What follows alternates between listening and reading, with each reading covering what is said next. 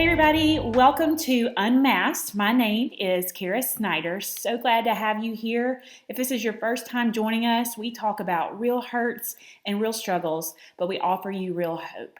If you are looking for other places to find Unmasked, you can find us on Spectrum 180, on My Coleman Television, on the Roku, or you can find us right here on Facebook Live. So lots of different places to join in. We're also on all the different podcast places as well. So we want to make sure that you are finding all of the great television and shows that My Coleman Television are offering you right now. So if you joined us last week, you got to hear part one of my own story in battling anxiety and depression. And the reason I feel so passionately about sharing my story with you guys this month is it is National Mental Health Awareness Month. And so many times we hear numbers of people and statistics of those who struggle with anxiety and with depression. I have even shared those numbers with you all, but it does help when you can hear someone's story, when you can hear what they've been through and you can connect with them, because maybe you're out there and you're struggling with depression or anxiety and you don't want to be a statistic. You want to be talked to as a person. You want to be talked to as someone who is not alone. And that is my hope and my prayer for you as we conclude with part two of my story. So as we ended last week with part one, I had a miscarriage and just hit rock bottom with my anxiety and depression. And I thank God every day that He helped me to look up. And when I looked up at that moment in my life, when I thought there was no hope for me, I thought I was hopeless and useless and purposeless and worthless. Maybe you're there today. When I looked up, the amazing thing is that I was not alone. There were helpers. And I want to talk to you today about the helpers that God sent in my life. And I do believe that God sent them because you see, as I stated earlier, for me, early on in my life, I did not believe that anxiety or depression were real things. And when people would struggle with those and they would come to me within the church or just outside of the church and say, I'm really struggling with anxious thoughts or I feel really depressed, I was not compassionate because I didn't think those things were real. And I would tell them, you need to suck it up. You just need to work harder, pray harder, do more.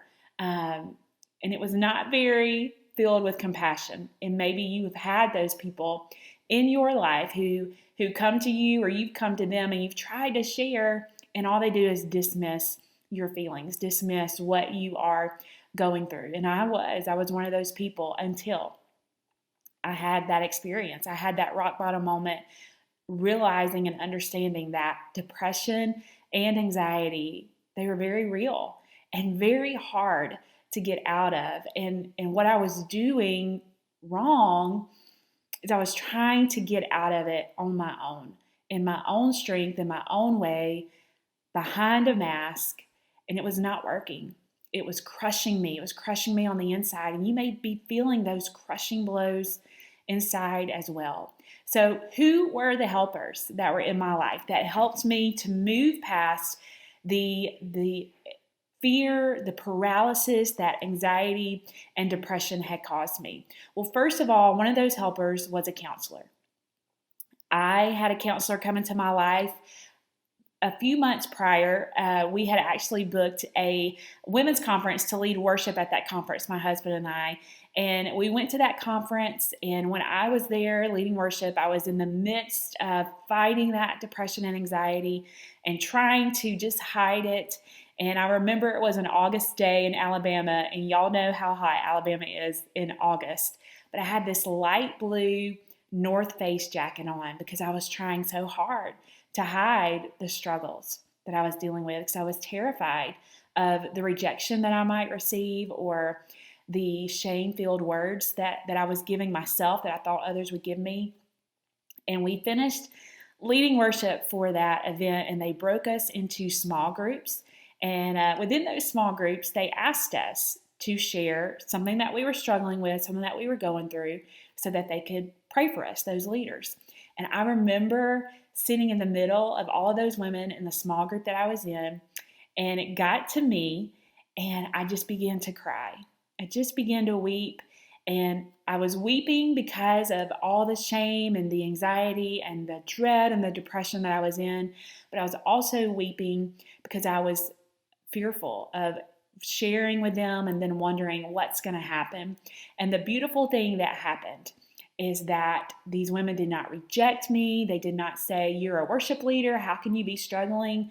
They gathered around me. They hugged me. They loved on me. And they said, "You're not alone. We understand." Many of them have been through what I was going through. And it was just a sweet moment to combat that lie that anxiety and depression were telling me, that I was the only one going through what I was going through, and there's no way that those women would receive me with open arms. And that was a lie. And what I saw was what was true, that there were many struggling, many who had struggled, and they had made it on the other side, and I wasn't alone. And so when we finished that session, the leader asked me to stay, and she told me, she said, "Caris, my name is Sherry Brown, and I'm a restoration counselor." And then I started crying again because God had ordained our steps, because He knew those months prior that I was going to need that counselor in my life. And she had given me her number and all of those things. And so I wish I could tell you that I called her as soon as she gave me all that, but I didn't. And then after I had my miscarriage and I was at the lowest of the lows, I called Sherry. And I began to see her, and I remember going for the first couple of weeks, and I remember driving to her office, and I cried. I would cry because I was like, how can I be going to go get this help?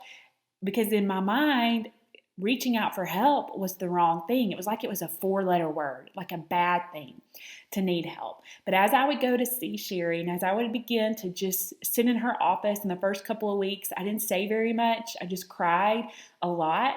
But each time I left her office, I felt a release.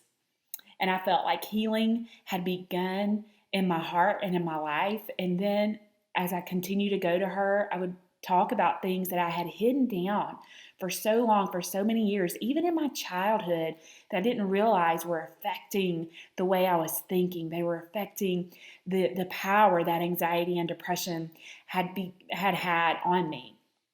So having that counselor in my life for 6 months was powerful, and it was life-changing for me, and it was healing for me because I was able to get to the root of the anxiety and depression and the reason that they had began to grow in my life. Well, not only was there a counselor there to help me, but there was a doctor. My doctor was so important in helping me. And after I had that miscarriage and I was just sitting in her office, and she was so sweet and so gentle, she was the one who said, "You can eat donuts." So she was very precious to me in my life. I still go to her. I still see her. And she told me, she said, "Listen, Caris, you are dealing with depression and anxiety, and you need to be on medication." And I just looked at her dumbfounded because, again, I was against all those things. There's this stigma still, right, against counseling, against medication. But as my doctor sat there, she said, "You need medication and you need a counselor." And she had some names, but I already had that counseling part taken care of. And she looked at me and said, "Now listen, if I were to sit here with you and say you have high blood pressure, you have heart disease, you've got diabetes, or you have cancer, and you need to take this medication, you need to do chemo, you need to do radiation, or all those things, and I were to tell you that, what would you say to me?" And I just looked at her and I said, "Well, if those things were happening in my body and you recommended that medication, I would take it if it's going to help me." And she kind of smiled and she said, "Exactly.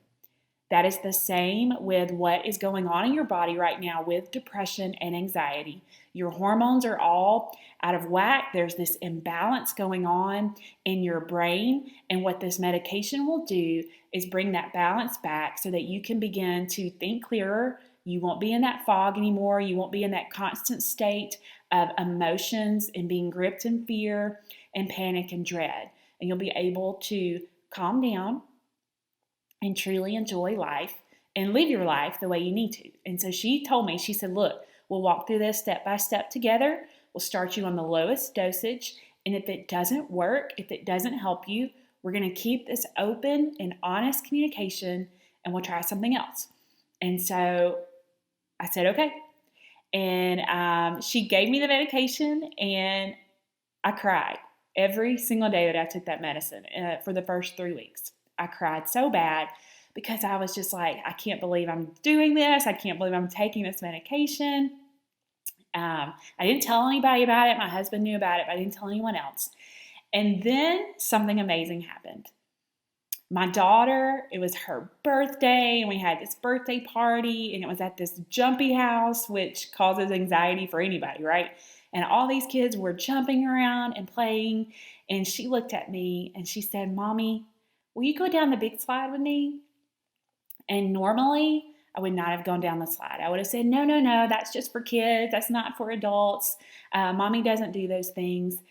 But there was something different inside of me, and I had so much joy, and I felt happy, and my mind was clear. I didn't feel wound tight like a rubber band. I didn't feel like my heart was racing. I just felt calm. And when she looked at me and asked me that, I was like, sure, I'll go down the slide with you. That sounds like fun. It was almost like an out-of-body experience for me to hear myself say that. So we climbed up this slide, and we got to the top, and we were going to go down together, and I looked out, and there was all of my family and friends, and they had their cameras out to take pictures, and they began to say, Caris, smile. And I then realized that they were not taking pictures of my daughter. They were taking pictures of me because they saw in that moment that something was different. And we wanted to capture that moment because I then began to enjoy life and breathe easier. And it was in that moment that I realized that that medication was helping to bring balance back in my body. It was helping to calm those hormones down and allow me and allow my body to function the way that God had intended for it to function. Now, I was not on medication. I'm not on the antidepressant anymore, but I was on that medication for about 4 to 5 years. And if I needed to go back, I would. And my counselor, those two things were so powerful in helping me. Other helpers that were in my life, my church, I went down front to ask my pastor for prayer. And I remember him looking at me and telling me, God is not mad at you. You are not a failure. And there is purpose for your life. So friend, I want to share that with you today. God is not mad at you. He sent his son. He knew that we were going to need help. He knew that we couldn't live this life alone, and he is sending helpers to you. And he does not look at you as a failure. He looks at you and sees the purpose that he created inside of you that no one else can do. And that was huge for me to hear that because I was just terrified that I was failing everyone around me by needing that medication, by needing that help. And lastly, the helpers that God put around me were my family, my husband, and my friends. And I remember going to a friend's house one day. Our daughters were playing. I was taking the medication. I was going to counseling. And she asked me, Caris, how are you doing? And this was my moment to not retreat to the, oh, I'm good, I'm fine. And to be honest. And I looked at my friend and I said, you know what? I'm not doing good. I'm battling with anxiety and depression, and I'm on medication, and I'm seeing a counselor. And I paused in that moment, and she looked at me, and it was like she took a deep breath, and she said, you too? And we both started crying, and I said, yeah, me too. It was so powerful for us both to know that we were not alone. And I'll end with this. Galatians 6:2 in the Bible says that we are to bear one another's burdens. It is not a bad thing to ask for help. Friend, you are worth it to get help. I thank God every day for my counselors, my doctor, my pastor, my friends, and my family that he allowed to be in my life. Please know that you are worth it today to get help. Reach out and ask. Use those 4 letters and let it change your life. Thank you guys for joining in. If you want to follow along with me in my life and in my journey, go subscribe to carissnider.com. I've also recently released a devotional called Anxiety Elephants that I believe will be powerful in your life. You can get online and order that or shop local. Thanks, guys, for joining us here on Unmasked, and I'll talk to you soon.